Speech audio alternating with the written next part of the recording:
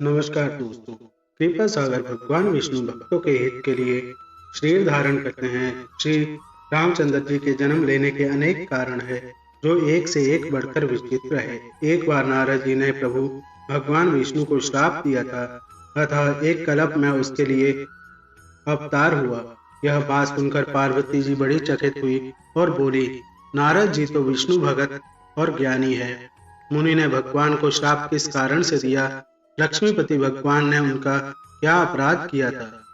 नारद जी के मन में मोह होना आश्चर्य की बात है। तब महादेव बोले, ना कोई ज्ञानी है ना मूर्ख। श्री रघुनाथ जी जब जिसको जैसा करते हैं, वह उसी क्षण वैसा ही हो जाता है। इसके बाद शिव जी ने जो कथा सुनाई वह इस प्रकार है। हिमालय पर्वत में एक बड़ी पवित्र गुफा थी।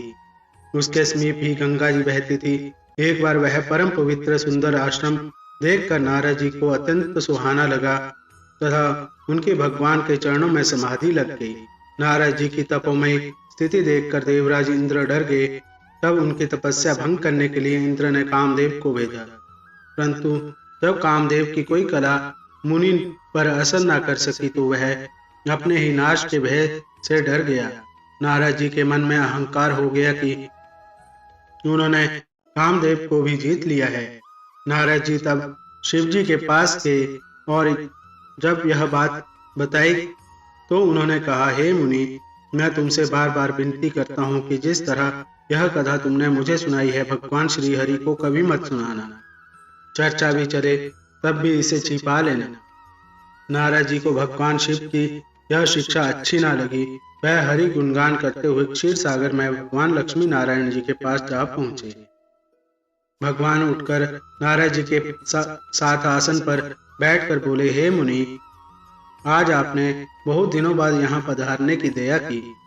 शिव जी के मना करने के बावजूद नारद जी ने कामदेव का सारा वृतांत भगवान लक्ष्मी नारायण को कह सुनाया। सब सुनकर भगवान ने विचार किया कि नारद जी के मन में गर्व का भारी वृक्ष उग आया है।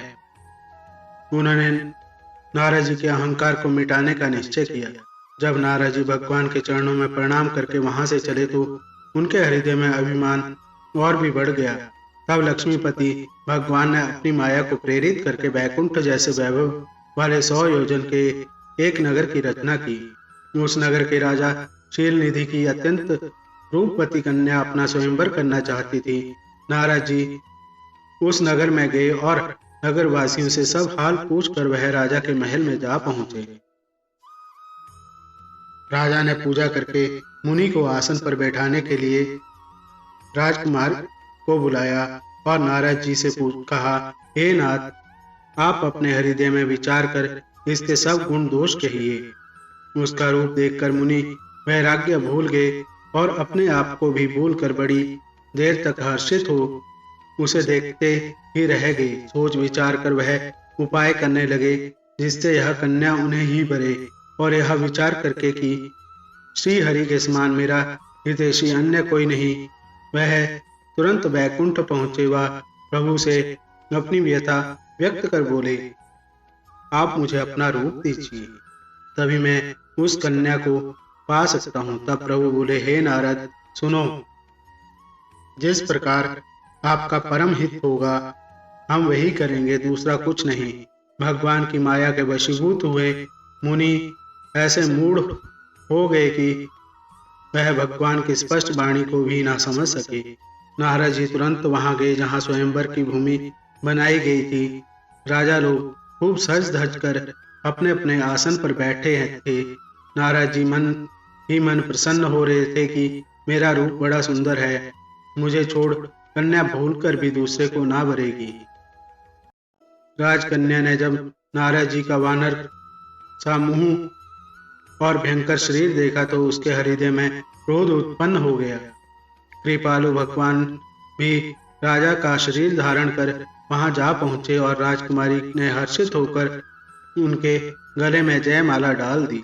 वहां आए शिव जी के 2 गणों ने नारद जी से जल में अपना मुंह देखने के लिए कहा और उनका उपहास उड़ाने लगे। वास्तविकता जानकर नारद जी अत्यंत क्रोधित हुए। उन्होंने दोनों शिव गणों को कठोर श्राप दिया तथा मन में क्रोध लेकर कमलापति भगवान श्री हरि के पास जाने लगे तो भगवान उन्हें रास्ते में ही मिल गए। मुनि क्रोध पूर्वक भगवान से बोले, आप दूसरों की संपदा नहीं देख सकते, आप में ईर्ष्या और कपट बहुत है। समुद्र मथते समय आपने शिव जी को भी बावला बना दिया और दानवों को प्रेरित करके उन्हें विषपान कराया। जिस शरीर को धारण करके आपने मुझे ठगा है, आप भी वही शरीर धारण करें, यह मेरा श्राप है।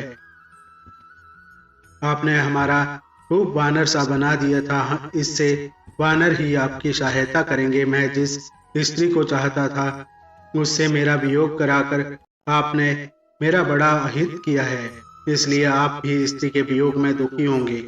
श्राप को सिर पर चढ़ाकर हृदय में हर्षित होते हुए नारद जी से कृपा निधान भगवान ने अपनी माया की प्रबलता खींच ली। जब भगवान ने अपनी माया को हटा लिया तब वहां न लक्ष्मी ही रह गई न राजकुमारी ही। तब मुनि ने अत्यंत भयभीत होकर श्री हरि जी के चरण पकड़ लिए व कहा, हे शरणागत के दुखों को हरने वाले, रक्षा करें, मेरा श्राप मिथ्या हो जाए। तब भगवान ने कहा, यह सब मेरी ही इच्छा से हुआ है। मुनि ने कहा, मैंने आपको अनेक कटु वचन कहे हैं, मेरे पाप कैसे मिटेंगे। तब भगवान ने नारद जी से कहा, जाकर भगवान शंकर जी के सतनाम का जप करें, इससे हृदय में तुरंत शांति होगी। शिव जी के समान मुझे कोई प्रिय नहीं है, इस विश्वास को भूल कर भी ना छोड़ना। हे मुनि, शिव जी जिस पर कृपा नहीं करते वह मेरी भक्ति नहीं पाता। हृदय में ऐसा निश्चय करके पृथ्वी पर जाकर विचरो। अब मेरी माया तुम्हारे निकट नहीं आएगी।